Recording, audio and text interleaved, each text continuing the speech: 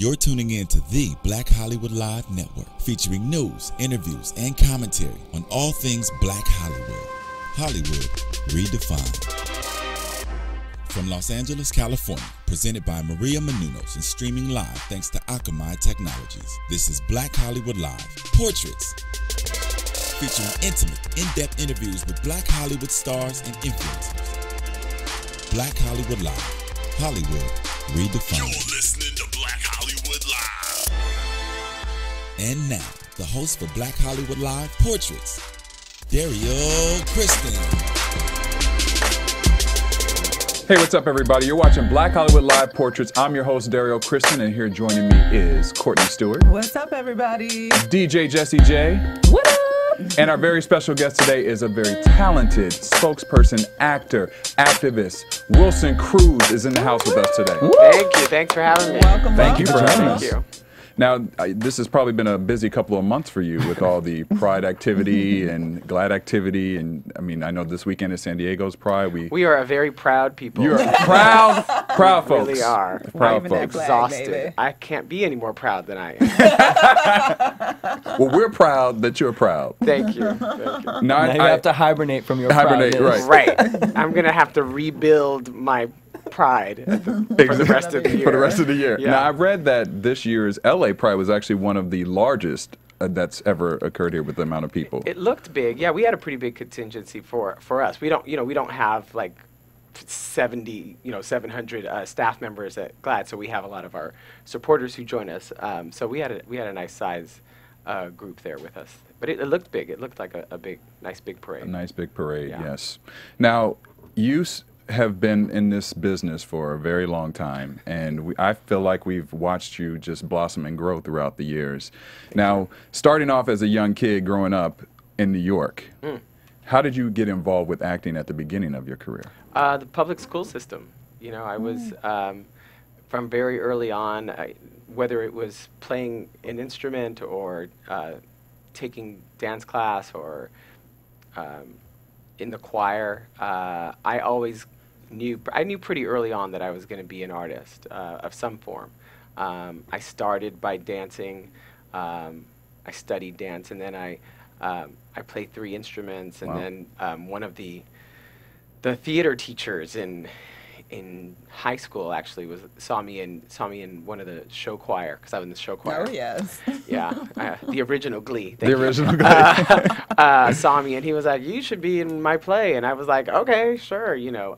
So it started that way, and then I took a commercial acting class. We had moved here by the time I was in my teens to California, and so I took a commercial acting class, and then there was an agent there who saw me and started sending me out, and so I was 16 when I had my first agent, and my first series when I was 19, and You're tuning in to the Black Hollywood Live Network, featuring news, right. All right, interviews, and we have a little bit of soundbite there. They wanted to come in. Unexpected. The unexpected soundbite. What was the transition like from New York to LA for you? I'm still transitioning from New York to LA. Well, you know, the thing is, you know, throughout my 40 years on this planet, I keep going back and forth, you know. So I literally just came, not literally, but I was in New York I've been back from New York for 2 years. I was in New York for 2 years before that, and I was here for 8 years and back and forth. So wherever, you know, whether it's stage, I'm in New York. If I'm looking for stage work, I go back to New York. My brother's in New York. My parents are in Orlando. I love both places. I'm not gonna lie. I'm not one of these haters who's like, oh, LA is, you know. I love LA. You know, I love being in my car. I love having my NPR on and my tunes or whatever. I love the weather here. I like the people. I love New York. I love, you know, being out till all wee hours of the morning and, you know, doing my thing with my friends and having something, you know, having those options. There's nothing like the energy that is in New York. So I'm fortunate. I know that I am privileged that I get to experience both cities and enjoy both cities. And I love them both for very different reasons. Yeah. What do you think the biggest difference between the actor sort of performance communities of New York versus LA? Because a lot of people make the big complaints about. But you know, I think that, you know, obviously although, you know, I was about to say something, and that's not even necessarily true anymore. I was going to say that mostly in New York, the actors there are looking to do more stage work, but there's been such a huge influx of television and film production in New York, especially in the last 5 to 6 years, that there's a lot of opportunity there for an actor or actress to do television and film. So I think that I will say this. In my experience, and I'm not saying, you know, someone can correct me if I'm wrong, but I think that there's something to be said for the experience you gain from being on a stage in New York. And there's so many opportunities to be on stage in New York, whether it be off-Broadway or off-Broadway, and that experience of learning on the job and what you bring, and that you bring to a television or film experience is invaluable, right? There's nothing like the live theater. So if you can do that, and you can embody that from head to toe and experience that under those circumstances and that pressure, you will thrive in television and film. That being said, it is a different animal, right? Like performing on camera is very different from performing on stage. So there's a lot of opportunity for you here in Los Angeles to practice being on camera and harnessing that talent. So, you know, whether you're in New York or in LA, in the end, my advice to any actor is stop dreaming about it and start doing it. Yeah. Start doing the actual work that you want to do, whether you need to create it for yourself or taking jobs that you think are below you. You know, it's about being in front of a camera or being on a stage and doing the actual work. And even if you think it's not a great piece of material, your job as an actor is to make it better. Yeah. And I think whether you're in LA or New York, that holds true. Yeah. And then you studied theater and English at California State University, San Bernardino. I did. And now, was education always something important to you outside of just to become an actor? Yeah, well? I was a nerd. I was a total nerd in school. I liked school. I was one of those guys people who enjoyed the experience of being in school and being in university and studying. And what was your favorite study in school? I really was like a big social studies, history, English. Social studies. Yeah, I loved that stuff. Yeah. You know, like civics. I was that like guy. Really into I loved it. I was not into science, which is weird because I'm fascinated by science now. I don't know. Maybe it was the way it was being taught. But shading your school. Well, right. I was like, that was real shady. Right. That's right. You suck. No. So I mean, I loved school. I loved school, and I left early, obviously, because I was 19 when I went to go do my so-called life, and so I never finished university. Boo. But like, you know, I had the university of learning on the job, and so I went and did what I was there to learn to do. Right, I went to school to learn to be an actor, and I got that opportunity, and so I left to do it. But the great thing about Cal State San Bernardino was the fact that as a freshman and as a sophomore, I actually got to work on stage, as opposed to if I went to a big school with a big program, I would have never seen the stage until I was a senior, probably. So my plan was that I was going to become a drama teacher, but in the state of California, you can't get your teaching credential in theater. You have to get it in something else. And out of all the states for that to be the, I know, right. the rule, that's crazy. It's crazy. So I had a double major of theater and English, so I was going to become an English teacher who also taught drama. So there was a lot of overlap with the whole Shakespeare thing. Yeah. You know what I'm saying? And would you ever want to go back and finish up your degree? I would go back. I don't know where I would fit that in now. Yeah. But yeah, ideally, yes. That would be nice. Yeah. Now, my mom would like that. Your mom would like that? Yeah. Now, at the age of 19, you were a very courageous man. You came out to your parents and telling your mother first and then your father. How did you build up that courage to actually go in there and present your life to them? Well, you know, the circumstances were that I I knew that I was about to go do this series, right, in which I was playing the first openly gay teenager on a primetime television show here in the States. And so I knew that I was going to be out, right? I knew I wanted to talk about the experience of LGBT youth and how this character was portraying the experience of LGBT youth. And so I thought, well, I should probably tell my parents first. And so I literally remember having a conversation with the universe and saying, you know, when the right time comes, just, you know, make it apparent to me and make it plain. And so I told my mom first when she was driving around, you know, she was driving her car, and she just turned to me one day and asked me if I was gay, and I thought, okay, so this is it. This is the universe speaking to me. They say moms always know, too. Right. Well, so she says, so she asked me, and I said, yes, I am. And she, like, loses her mind, right, and, like, starts crying, and, like, the mascara's running, and she looks like a raccoon. And I have her pull over the car, and I'm, like, telling her to calm down. And she's very Puerto Rican and very dramatic. And she all of a sudden, like, out of nowhere, calms down, and she's like, I knew. And I was like, well, what was the rosary for? You know, why are you, like, going through all of that drama a few minutes ago? She was like, well, you know, we're all actors. Wow, I love it. And then my father was but she was like, but you're going to have to tell your dad. And I was like, well, yeah, I didn't expect you to go in there and tell him. But so a couple months later, Christmas Eve, my dad asks me if I'm gay, and that did not go as well. He ended up kicking me out of the house, and I had about that was Christmas Eve, and so we're starting to shoot in April, and so I had about 4 months between Christmas Eve and when we started shooting the series, in which I lived in my car, and on friends' couches, and, you know, made do until we started filming. So that experience was very informative to me. You know, hanging out with young people who did not have a light at the end of their tunnel, right? Like, I knew that I was going to be on a television series in 4 months. There were kids out there on the street who had been kicked out of their homes and had no hope and had no light to, or anything like that to look forward to. So I grew up pretty fast and learned a lot, and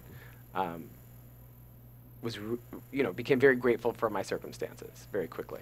Were you ever scared to take that role on, in a sense that you hadn't come out to your parents yet, you know, and there wasn't of course. anything on television like that? I mean, I don't know that scared is the right word. I think I was anxious about it, absolutely, especially with what everyone around me was telling me, that it would ruin my career and that I would never work again, and that, you know, I would be typecast. And how did you overcome those thoughts? Because those thoughts, I feel like out here, they cause such a big depression in kids because we don't have those role models on TV where we can say, oh, I can relate to this guy because, you know, he's not as feminine as I am, but he still represents the same things. Like, how did you get over those thoughts of, okay, I can be openly out and still have a career, still have jobs, and not be scared of that? I think that, you know, I was a student of history, right? I still am a student of history, and one of my favorite quotes is by Gandhi, and that he said, you know, you need to be the change you want to see in the world. And even at 19, I thought, well, I didn't have that. I didn't have anybody saying to me that I could be and do whatever I wanted. I had no one to look to, and so I wanted to be that for somebody else. And I believed that the universe would support me in that, because I knew that it was the right thing to do. So I took a leap of faith, but I knew that in taking that leap, there was going to be something there to catch me. I just had that faith. That's what faith is, right? Taking a step and not knowing if there's anything there. And so I knew that it was going to be okay. And this fallacy about typecasting didn't really faze me, because I really believed that even if I played gay characters for the rest of my life, you know, all gay LGBT people, all gay people are not the same, Right. right? I could, Yeah. I could and have created a career playing gay characters, and if you lined them up, they're very different. At least in my head, they are. And so I was fine with that. And I also thought, well, what a great niche, right? What a, you know, if we're thinking about branding ourselves if we're actors and we're thinking ourselves as a brand, what a great brand to have, that here's a person who is willing to take on those roles and make them different and inform them with the complexity of the human experience, whatever that is, right? So I did go in anxious but fearless, and not to say that there were not times when I did not work. Right, but I don't know any actor who could say that. That's true. Yeah, that can't those say are far that. and few. It has nothing to do with you guys. Right. Yeah. Exactly. I have straight white friends who are actors who were on series and they're not they haven't worked all the way through their career either. Yeah. The fact that I'm my 21st year in the business and I still make my living predominantly as an actor, that I'm about to start on a new series come this fall is, amazing to me, and I'm so grateful for that. Yeah. So, With My So-Called Life, were you able to kind of put your own input on the character, and were they very open to listening to that? Or? yeah, there was the creator of the show, Winnie Holzman, talks. She and I have talked a lot about this, and she says that she knew who this person was, and obviously she did. But she also talks about the fact that when I walked in the door for the audition, she was like, you were the person that I saw in my head, and I didn't even know who you were. So some of it was autobiographical, in terms of my experience. Some of it was inspired by true events, but she doesn't even remember it that way. She just remembers that was the story she wanted to tell, and it just happened to have happened to me as well. So I think she listened to me and what my experience was, and let that inform the way she told the story. But she was very open to all of us, all the kids on the show. We all got FaceTime with her, and she listened intently. And same goes true with Margaret Nagel, who's now doing Red Band Society, who happened to be an actress on My So-Called Life as well. So it's all full circle. Yeah. And then that show was so groundbreaking, and they dealt with issues that all teenagers were going through. It was almost ahead of its time. Did you feel that way at the time, or did you realize like how important the show was to just the world? The great thing about that experience was we were really young, but we made most of those episodes before. Can I say most? I would say we made a lot of those episodes before they even aired. Wow. So we made them in this vacuum, this really lovely, comfortable vacuum of creativity, and we were not affected by what anybody thought about it or how anybody was reacting to it. All we had was what was on the page and what we brought to it and how we felt about it. And what a beautiful way and place to create, right? So, wait, what was the question?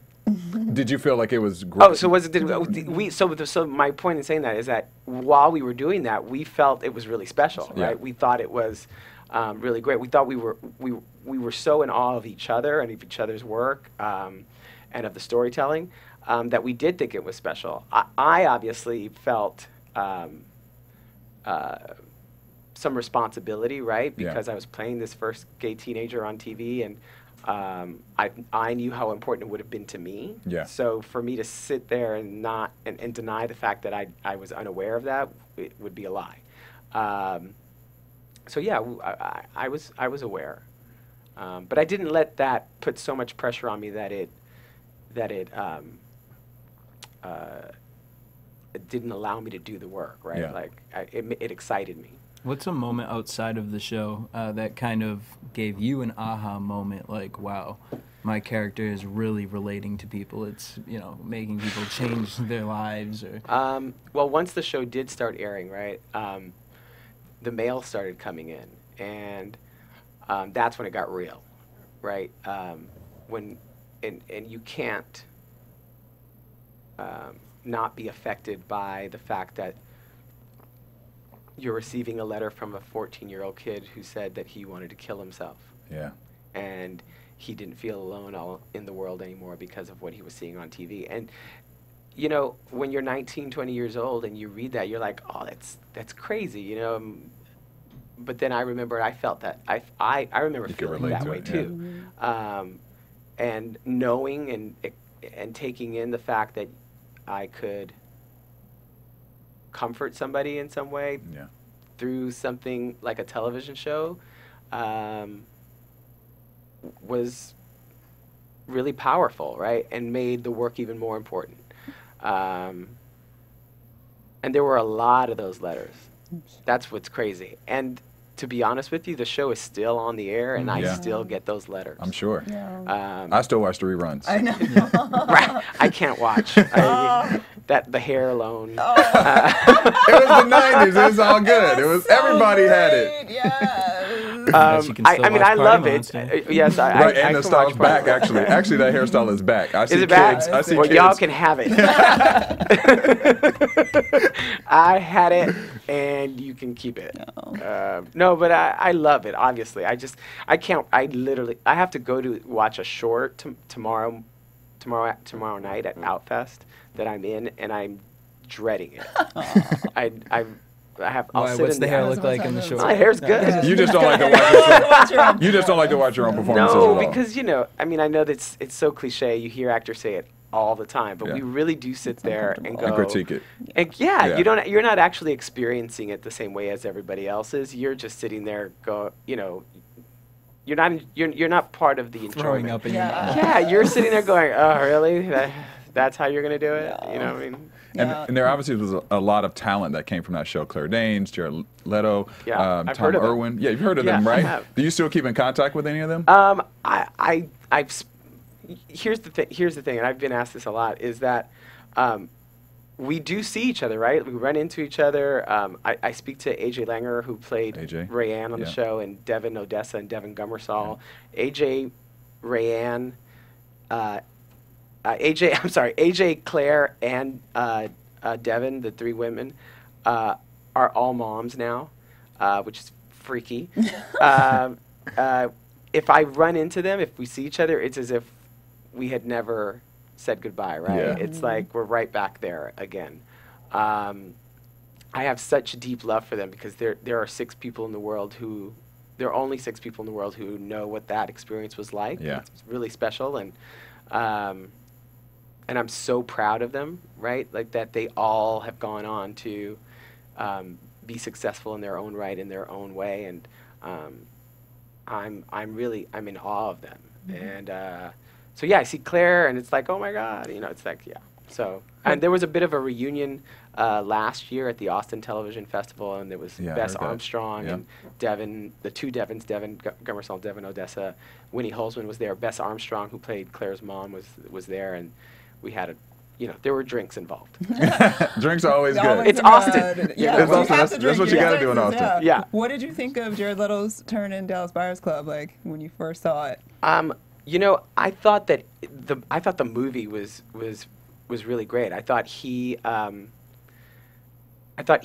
took it very seriously and was clearly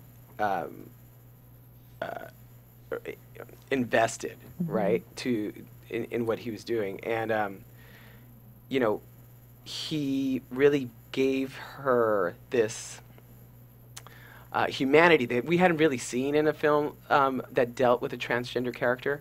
You know, it was eye-opening for a lot of people, and that whole era was rich with pain and misunderstanding of people and fear on so many levels, right? Of people dying, of not understanding each other across gender identities, across race, across socioeconomic conditions, across sexual orientation, across seroconversions. You know, I mean, it's Shakespearean almost. Yeah. And so I thought that he was really beautiful. You know, I was really proud of him. And first that he took on the role, right? Like Absolutely. Yeah. did you think he was going to do that? Like, you know what I mean? I would have done it first, I thought. But so I was really proud of him. Yeah, you know, and he's like a rock star. Yeah, Absolutely. Yeah. On top of all of that. Jordan And he had- Catalano for life. And Yeah. then He he is, was like, yeah. what? Yeah, that's my boo. And then there was, even with, back to kind of a little bit with My So-Called Life, there was a lot of rumors about why the show was canceled. And some have said it's because Claire wanted to leave. We were And so listen, like I said, I'm So still watching the upset. reruns. I'm still in hope that it's just going to stay on forever. But what was the real reason why the show got canceled? Ratings? So, but I've heard it back and forth with ratings, that the ratings were decent at one point, too. No. We had an 8 share at the time, which in today's world is like the #1 show on TV, right? But at the time, there were only 4 networks, and so Wow. you had a bigger audience, and so that wasn't going to cut it. We were also on the #1 network at the time. We were up against Friends and Mad About You, which were juggernauts. Yeah. And we lost that time slot every time we were on.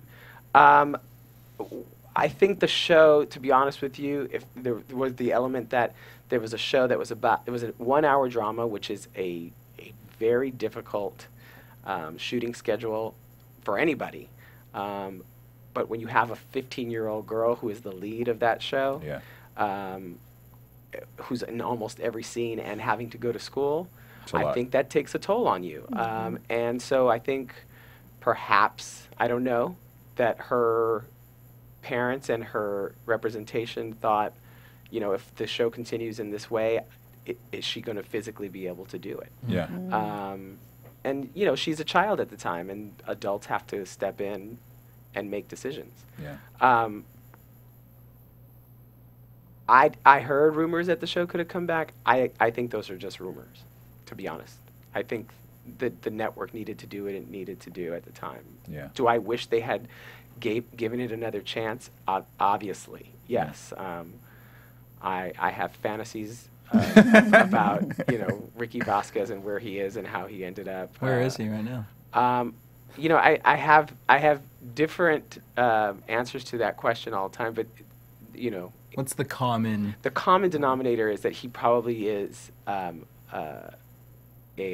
fashion designer of some sort. He probably was on a show like, you know, Project Runway or something. I love that. Because he's so charming, so attractive, that he would be perfect for television. Absolutely. Absolutely. So he, you know, and he probably won, right? Like he's Of probably course. Christian Siriano or something. Yeah. And how do you go about picking your projects? Because after that, you went on to do a variety of different television series, and then you were in another one of my favorite films, Party Monster, with Seth Green, Macaulay Culkin, Marilyn Manson. What attracted you to that project? That you got to wear booty shorts and angel wings. Did I wear booty shorts? You was you did, my Roman. baby daddy for like 3 years after I saw that movie. I was like, this man with the angel wings, he can. I've never done ecstasy, and I'm Exclusively on Black Hollywood Live. At this point, I will take ecstasy tab. My mama probably hates you. Wow. The truth comes out. I'm just saying. I'm really embarrassed now. Was I in booty shorts at one point? Well, anyway. When you come down from the thing. No, those were gold, like lame All pants. right, there we go. I mean, I Same think in thing. your head I was. In my head, it was a lot of things. But how do I? Okay, so it's, you know, as far as Angel and Party Monster, I mean, that was, it was so different, right, Yeah. from anything I had done. Yeah. It was a way for people to see me as an adult, right, not as a child anymore. It was really my first adult film. Not adult. I was like, you might want to My clarify first that a role little bit. as an As an adult. adult. People My start first YouTubing adult you. role. But I mean, in some cases, In your head. In your head with the booty shorts, apparently. So, you know, it was a way for me to reintroduce myself, Yeah. a way, reinvent myself. But also, I thought the story was really fascinating. I thought nobody had really dealt with who this person was. There was so much attention around Michael Alec and what he did. There was nobody really talking about the victim in this, and I wanted to take on, you know, giving a face and some some language to who this person was, because the story became so much about, oh, the club kids and all of the, glamour that people thought was involved with it, but they weren't really talking about the fact that somebody was killed, Yeah. right? And dismembered Yeah. and put in a box and taken into the river. So I wanted people to remember that. And so the real reason why I wanted to take the film was the scene in which Angel is killed, which to this day is one of the most haunting things I've ever been a part of. And I wanted it to be graphic, and I wanted you as a viewer to see it and really feel how terrible the act was, how heinous it was, and senseless. And so I think we achieved that. Yeah. Well, it was a great film, another classic, so you pick projects very well, apparently. And then also, you worked with Natasha Lyonne on that, Yeah. who is now in Orange is the New Black. Yes. And what do you feel about that series? That's my show. Is that one of your favorites? That is my show. I binge watch it. I think, I watched both seasons in 2 days. When the first season came out, I watched it straight through. Yep. And same for the second season. And I have friends on it, so because Leah Delaria is also an old friend of mine. We know each other from New York. Laverne Cox and I have become friends. Natasha and I actually had the same manager for a long time when we did Party Monster, actually. Anyway, so I'm obsessed with the show. What's so great about the show, to me anyway, is in my work at GLAAD, I call, what we call for every day is that we see more of a diversity of not just LGBT people, but of people on screen. And here's a show that's predominantly all female, and you can't have a more diverse cast as far as race and size and attitude, and it's really quite brilliant, actually. And these actresses are at the top of their game. Yeah. I mean, every single one of them. I'm shocked that those are the only Emmy nominations they got. I thought they could have given it to all of them, to be honest with you. And I love that it's such an ensemble cast, and that it walks this fine line of comedy and drama and does it so seamlessly. And the fact, I could go on, and the fact that they have Laverne Cox playing this character who is, not just highly entertaining, but illuminating, right? Like, she is really opening the possibility for people to understand what it's like to be a transgender person, and kind of experiencing it through her. So I'm a huge fan. Yeah, huge. Yeah, and they are getting. And they did get the GLAAD Media Award for comedy this year. So, and I pushed for that. So They're killing I have it right power. now. No. That's right. You got the power. No, I'm kidding. No, I have no. I don't pick the winners. Wink, wink. Right. No, wink, no, wink. I don't. And then you worked in, like as I mentioned, more television shows, West Wing to NCIS, The Closer. What's been one of your favorite TV shows to work on? It's like asking me to choose between my babies. It's like Sophie's Choice. Well, I from the moment The West Wing was on, I was like, I'm gonna be on The West Wing. And for so many of those years, I was too young or looked too young to be on the show. And then finally, it was the perfect time. It was the perfect role. And it was an odd. The first episode I did was an odd episode because. Aaron Sorkin and his writing team they write every single line. Yeah. But in this episode, it was all improvised. The whole episode, we had a skeleton of what the scenes were. But then, because it was like a documentary styled episode, they had us improvise a lot of it. And Allison Janney is amazing, and so I played part of her staff, and we just kind of created this really ambitious.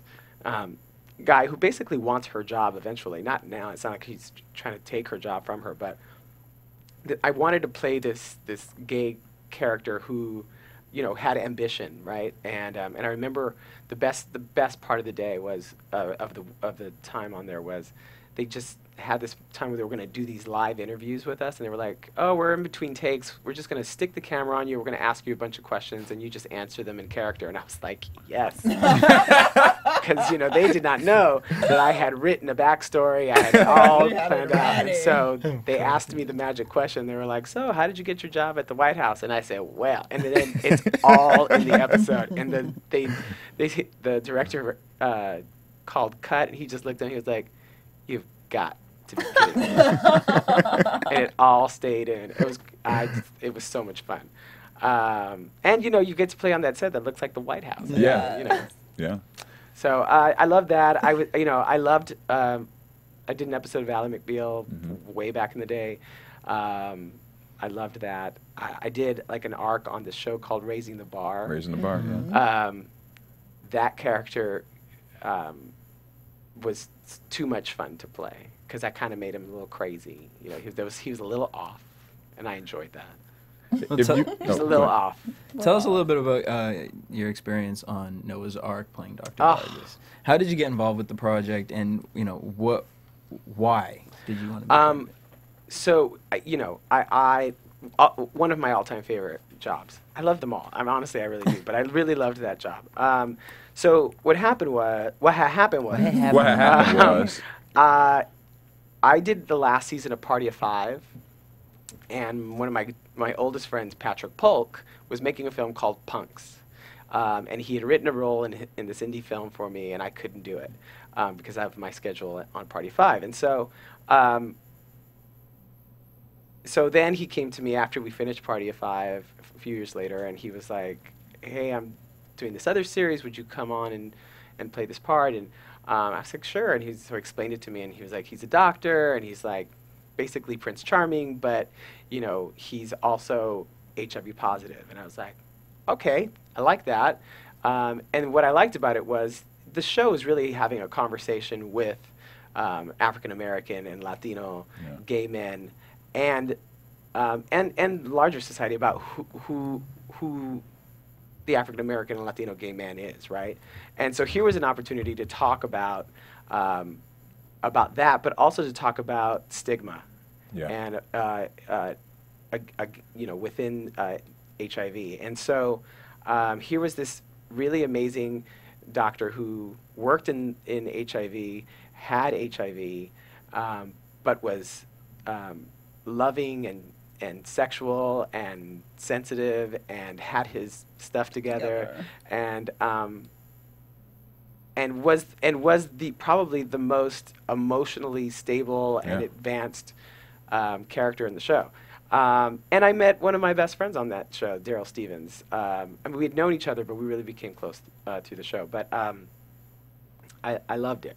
I wish I would, if they did more of those, I would come back to do that. Yeah, that was another one that was canceled too soon. Why? What? You guys I think were that doing was really well. Yeah, we were doing really well. I don't know the answer to that one. I think the network had some turnover, executive-wise, and we're looking at, changing what the network was focusing on producing.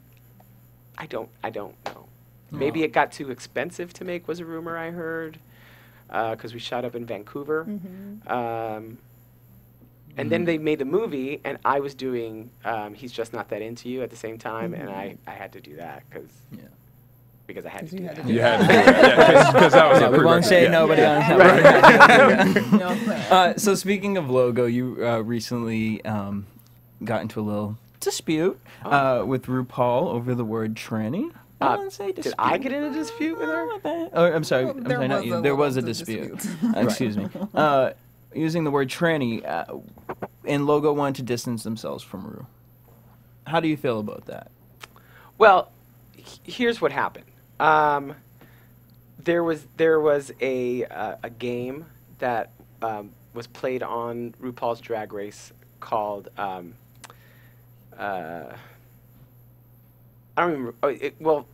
don't even remember what the name was called, what the game was called, but it was basically they showed photos of a part of a body, and the players had to decide if it was a real woman or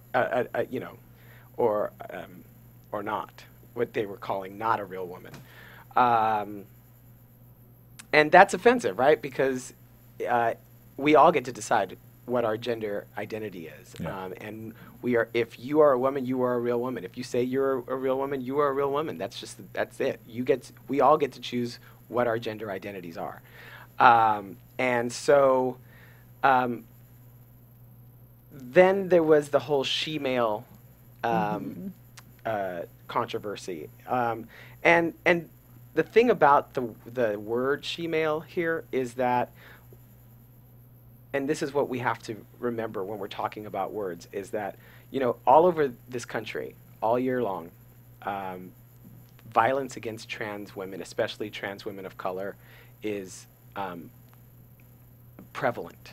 Yeah. And one of the very last things that a trans woman hears right before she's killed or beaten severely are words like tranny and she-male.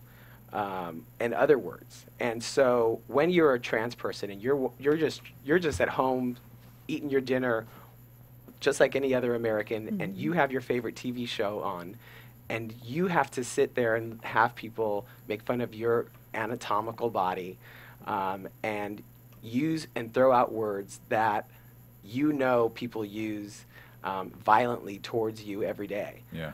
Then when a community says enough, I, as a person who's not part of that community, by the way, need to listen and respect their point of view. I am not a trans person, but I am an ally of trans people, and I will stand by them and say and fight with them when they say that there is a word that is offensive to them that should no longer be used. Yeah. I don't get to choose what that word is. They do. Just like I don't like people calling me a fag. I don't want to hear that on television. And I fight every day to make sure that doesn't happen. They have the same right. And the thing that's different now, this is the thing that people are upset about, is that, oh, there was a time, you hear this all the time. Well, we used to be able to say it. Well, guess what? The trans community was not at a point where it is now, where it's empowered to speak for itself, to say, you know what, we don't want that word used. We've never liked it. We just never had the ability to actually to use our voices to say that we didn't like it. So now they do, and parts of our own community are saying that that they're being unreasonable. No, that's unacceptable to me. They suffer enough indignities. Their lives are hard enough. The least I can do, the least any of us can do when one of our brothers and sisters in our community says enough, is stand with them. Yeah. And that's how I see it. I see it like as if my brother, right? My brother, or if I had a sister, came to me and said, I don't like when you call me that. It's my brother and my sister. I'm not going to do it. You know what I mean? Yeah. That's all there is to it. Yeah. There's enough hate and misunderstanding coming to us from people outside of our community that at the very least within our community we can stand next to each other and stand for each other. And it's unfortunate that the argument that was even used was the fact that we used to be able to use this word, because that's like we used to say a lot of words. We used to say, exactly. We used to say a lot of things that we better not say no more. Right. Nobody better say it. So that's a crazy argument within itself. Here's a random question about that, though, because I was actually wondering this the other day. Maury Povich, he used to do that episode where you had to guess if it was a man or a woman, right? Yeah. Yes, he did. I haven't seen that in quite some time, and I'm wondering if they pulled that type of episode for that exact. You mean that if they pulled reasoning. It for the show? Meaning they pulled it. No, they stopped using it on Maury because they don't. Is Maury still on TV? Oh, yeah. Maury is going celebrating strong. like 25 years. He moved or his show crazy. to Connecticut where he lives. And Jerry right. Springer. And Jerry Springer. But that's just one thing scary. I noticed that they pulled from the show, and I thought, and now that you're saying that, I wonder if that was a conscious decision to do that in respect to. I didn't even know he was still on, so I just really answered that question. Learn something new every day. But you got your question in. You got that. That was very important. I mean, I've just been curious. Call Maury or Connie. I will call Connie. Yeah. Recently, you took on another role, a co-host for Raising McCain with Megan McCain. How did you get involved with that project? So I met Megan McCain at Thomas Roberts' wedding. I lead the gayest life in the world for a single man. And so I went to her wedding. Not her wedding. I went to Thomas Roberts' wedding, and she was there because at the time she was, because Thomas and her used to work together at MSNBC. So she started working for this new network, Pivot, where she had a new docu-talk series, and she was going to do an episode that was just all about LGBT issues because she's a huge ally. Yeah. And so she asked me if I wanted to come and co-host it, so I did. But since then, she's now moved from that show to now co-host their daily wrap-up current events show called Take Part Live. And so I just guest hosted that a couple weeks ago.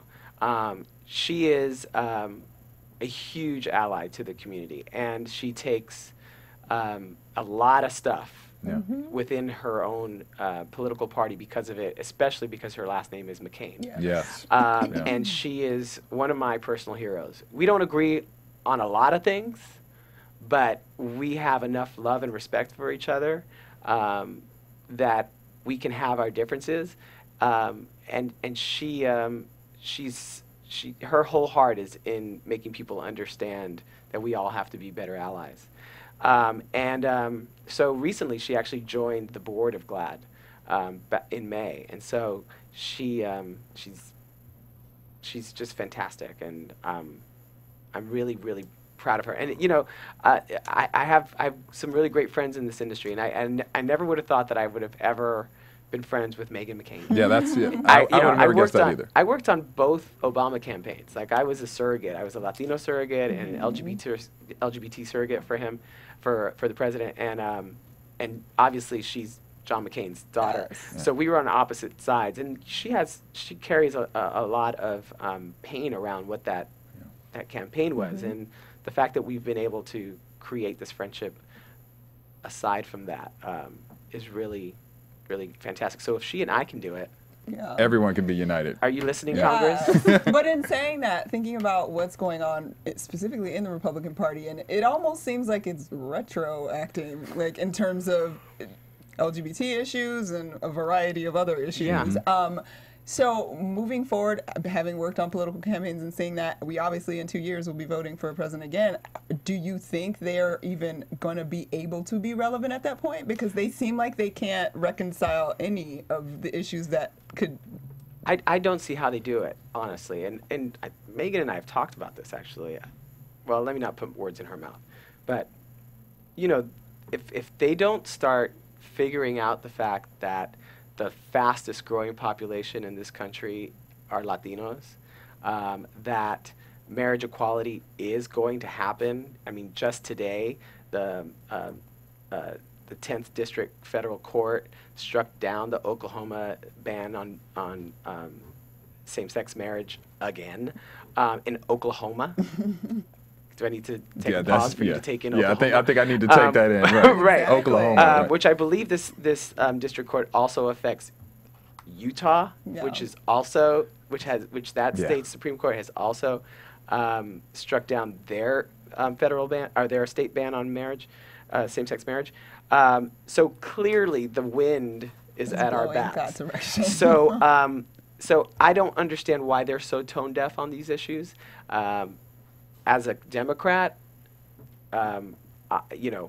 it feels good to me, but as an American, Yeah, exactly. as an American and someone who really wants us to get beyond these issues, it baffles me that in 2014 we still have a political party that is still talking in terms of race, in terms of immigration, in terms of who we love, how we love, and gender in the ways that we do.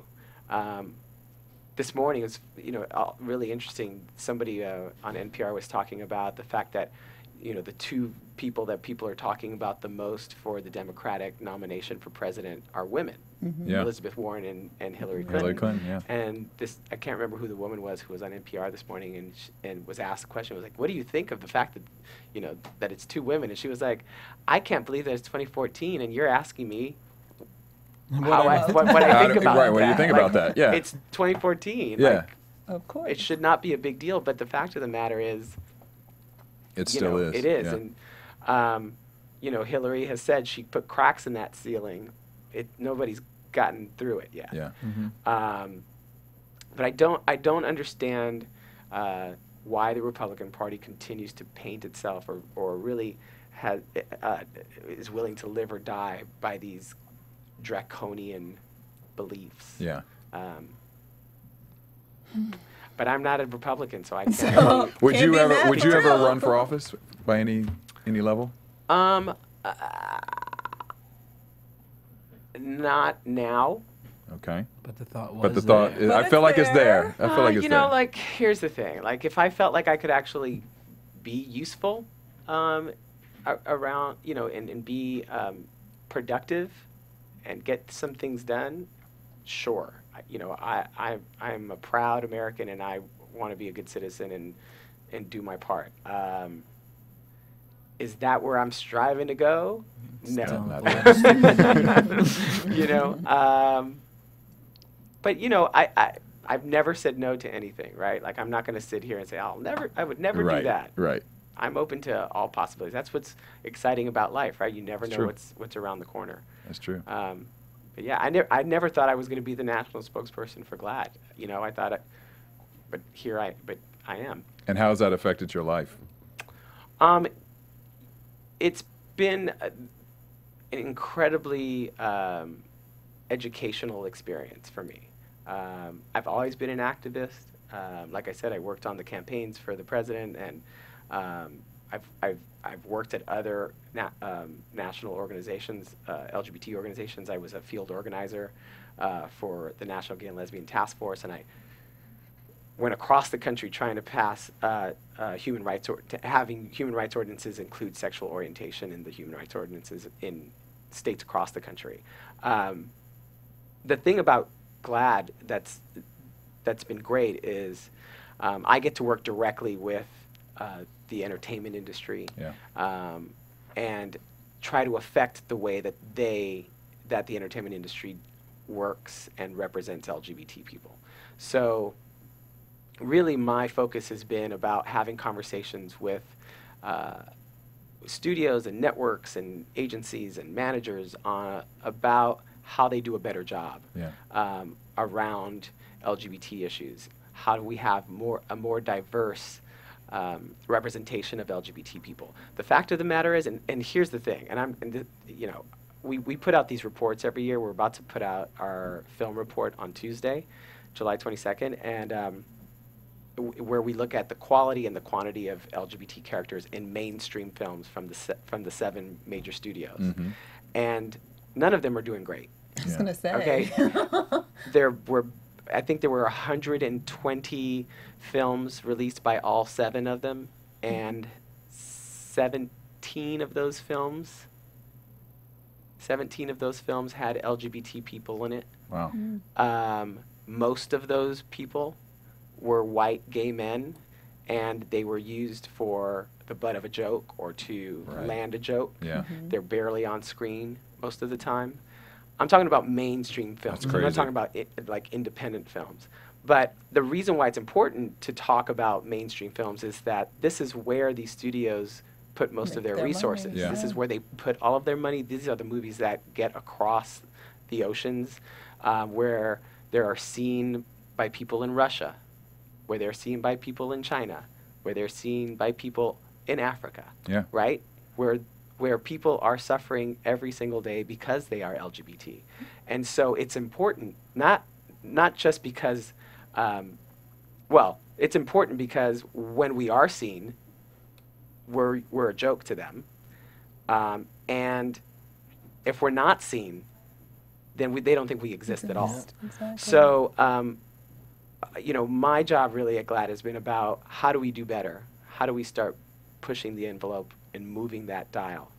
And it's not been easy, right? This is the second year that we put out that report, and we've seen very little movement. A couple of studios moved up, a couple of studios moved down.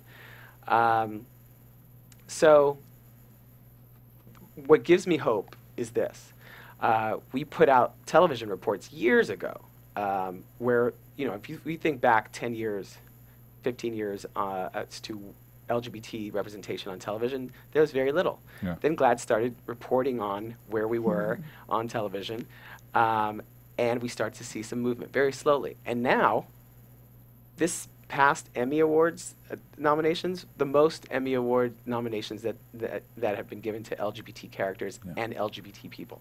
And shows like The Fosters, shows like Modern Family, that have LGBT characters are the most watched shows on TV. Yeah. So what does that tell us? That tells us when you show the world as it is, people watch it because they see themselves in it. They want to see themselves in it. They want to relate to the people on TV. So if we can get the film studios to understand that and replicate it, not only are we helping move the dial as to representation, but they're going to make money. Right. And more people are going to see their product because that's the kind of thing that people clearly want to see, just based on their television viewing. Yeah, and they're obviously, like, we have people, like, for the African-American, Shonda Rhimes, who's done amazing jobs with by the way, diversity. I mean, I did an episode of Grey's Anatomy. I'm obsessed with her. Yes. So, but I just saw How to Get Away with Murder. Oh. You're not ready. No. Really? You are not. There's so much hype around that. You are too. not ready. No, it has to be amazing. You're not ready. There's no way. First of all, one of the most complex and fascinating female characters. Forget female. One of the most fascinating and complex characters I've ever seen as a lead of a television show. That's my Really? West Wing. Yeah. Will be Yes. on that show. Yeah. Yes. And you know, yeah, it's going to be great. And I know we have to wrap up, but it's interesting because you talked about white gay male characters on TV or in movies playing this niche role that is usually used for the butt of a joke. And recently, an article came out from a woman, and it was called "Dear Gay White Men." Oh yeah.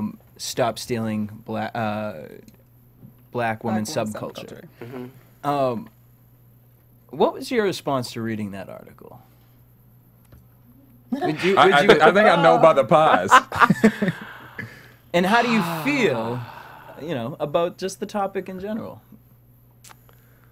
Especially living out here in Los Angeles. How much time do we have? Listen, you take as much time as you need. We want to hear the answer to this. You take as much time as you need. To hear I mean, okay, here's the thing. There's so many things involved here. There is racism and there is misogyny. There is sexism involved.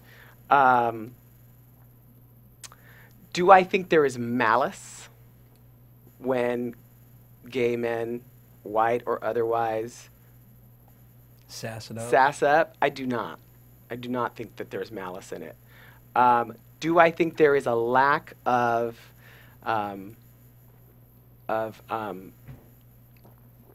acknowledgement of privilege? Absolutely, right? So you are taking on this character, not knowing that the reason why this character or caricature exists is because black women, and I'm not a black woman, but black women have endured. I'm not have endured so much that they have had to create a persona that has allowed them to move through the world, right? And some of that is about owning your power, right? Sure. And taking it on, and not being apologetic. That's not where white gay men see it as are speaking from, right? Because as difficult as a white gay man's life can be, it will never be as difficult as a black woman's life. Preach on, brother. I mean, So, I mean, there's a lot going on. But do I think there is malice? Do you feel like it stems a lot from media? And as to why the white gay culture picked this personality trait up, or? I don't know. I'm going to have to think on that one.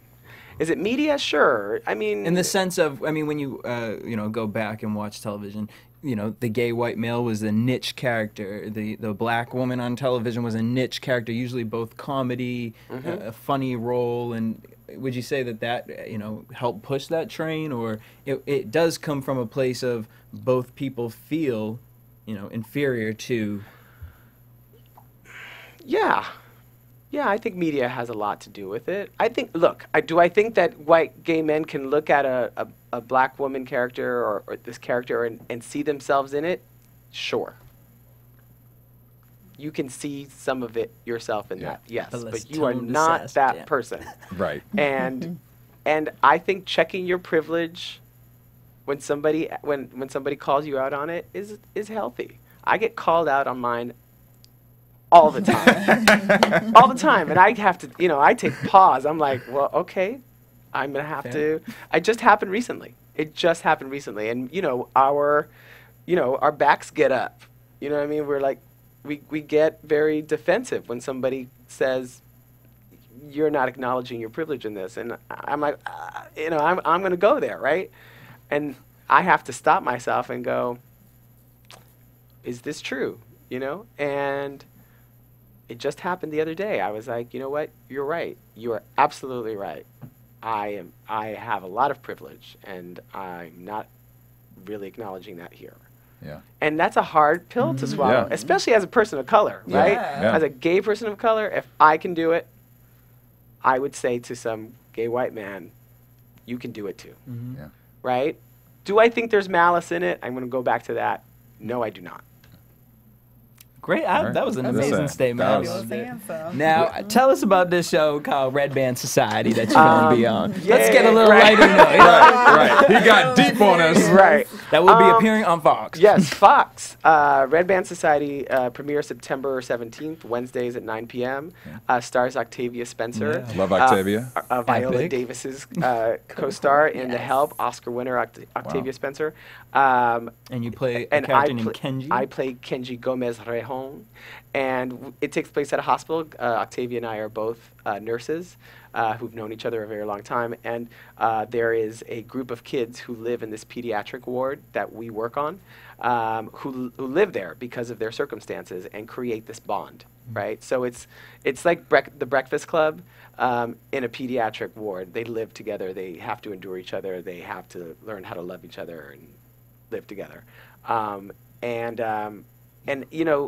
It's about it's about one of my favorite things about life. It's like that moment when somebody you hardly know becomes somebody you cannot live without, right?